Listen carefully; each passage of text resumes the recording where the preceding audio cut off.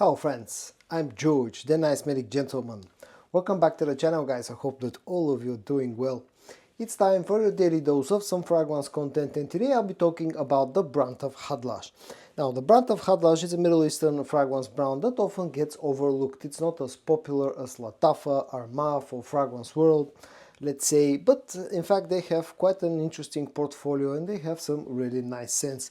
Now over the past year and a half, I've accumulated quite a good number of fragrances from the brand of Khadlaj, and today I'm going to show you 9 of them.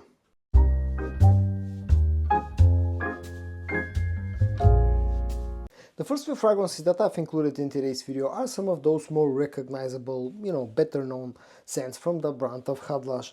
The first one will be the first ever Khadlaj fragrance that I ever added to my collection, and it's called Epoque Artistique. And this fragrance at one point in time, about a year ago, received quite a bit of attention for being a very nice clone of Paco Rabanne's Invictus Victory Elixir. Now at that point in time there weren't that many clones of Invictus Victory Elixir, and this was probably the first one that I actually got some attention. And I do admit that this is a very nicely done fragrance.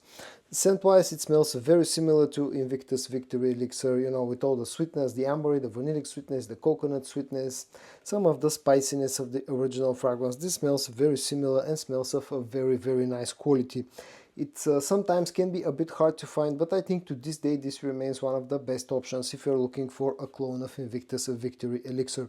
Again, good quality, performance is quite good, projection is good, the presentation is good, and as long as you can find it for a good deal, I think it's worth checking out, worth investing into.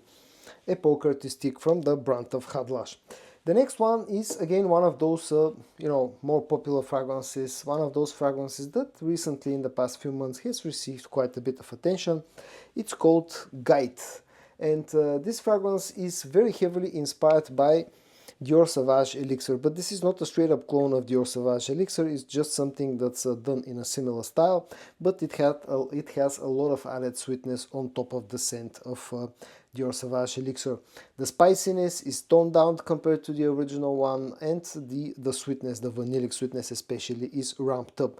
Now in a way, in the air this smells quite similar to Sauvage Elixir, but up close you'll find those differences. Again, especially in the opening, the lack of that sharp spiciness and warmth of the original one, and on the dry down the added a lot more added sweetness, vanillic sweetness, but it's done nicely, quality is decent, and sometimes this can be found for crazy cheap. For example, I personally paid around about 15 euros to get it, or less than $20. At that price point, this is probably the best deal when it comes to a clone of Dior Sauvage Elixir with a twist. It's quite versatile, although it's more suited for the cold weather, but again I think it's done nicely, and it's a good alternative if you're looking for a Sauvage Elixir clone, but you want something with less spiciness and more sweetness. The next one that I've included in today's video is probably the best known fragrance from the brand. It's called Shiyaaka. Shiyaaka Silver, Shiyaaka for Men. You'll probably see this going under a few different names. I think the original name is simply Shiyaaka for Men. This fragrance is a clone of Amouage Reflection Man, and it's probably the best known clone of Reflection Man.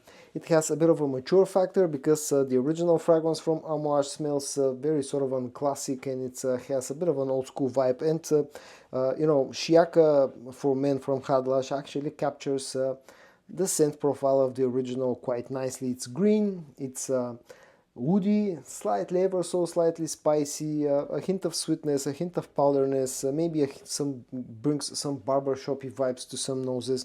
Definitely has a bit of a mature factor to it, but it smells very nicely, and it's a very sort of versatile fragrance that can be used pretty much for any type of occasion.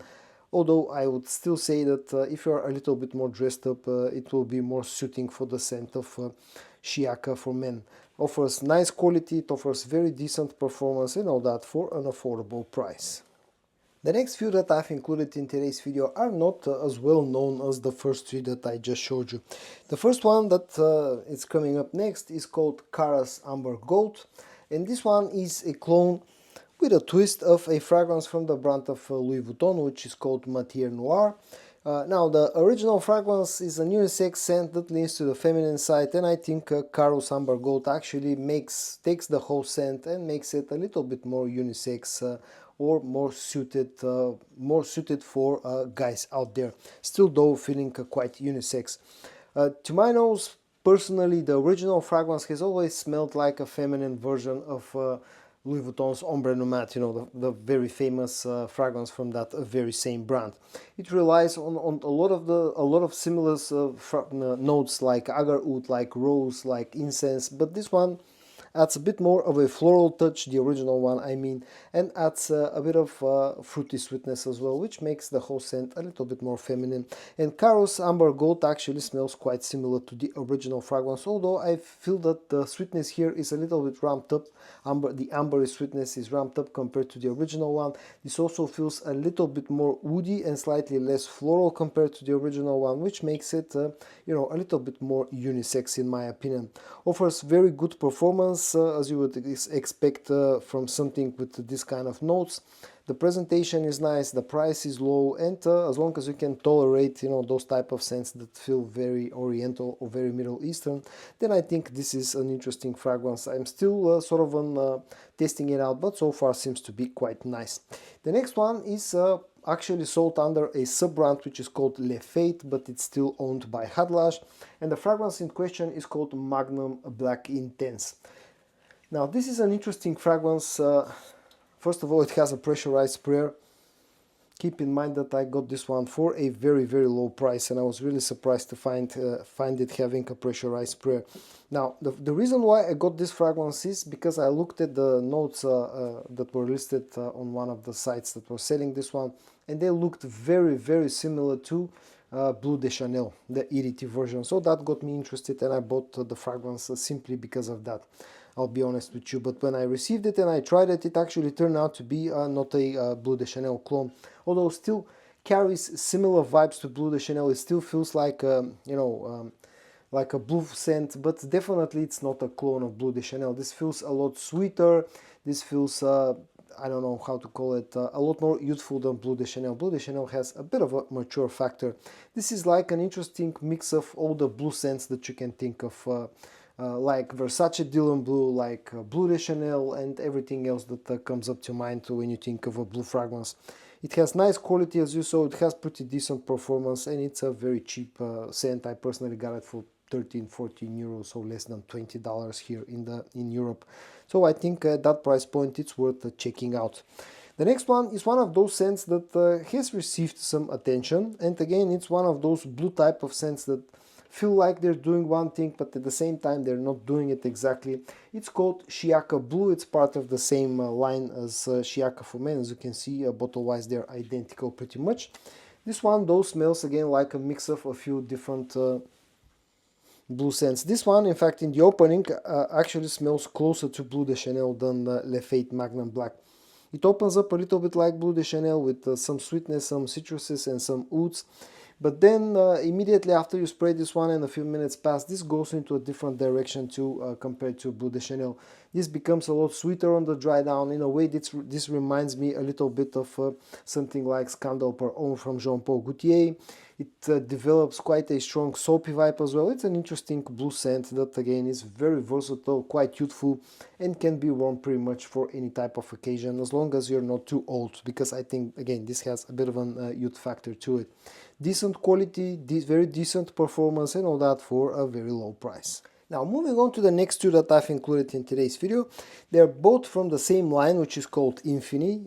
Bottle-wise, they look almost identical, apart from the fact that Infini Absolute actually has a blacked out bottle, whereas the OG Infini has a transparent bottle. And both of them are actually doing the same thing. Both of them are clones of Creed Aventus. And they have a bit of a difference between them, but all around they actually feel quite similar, again, being a Creed Aventus clones. On one hand, the OG Infini is maybe like a slightly more sort of a smoky take on the Creed Aventus DNA, maybe reminiscent of some of those older smoky batches of Creed Aventus, although in the air smells very similar to Creed Aventus. I'm talking about the very small differences that these two fragrances have.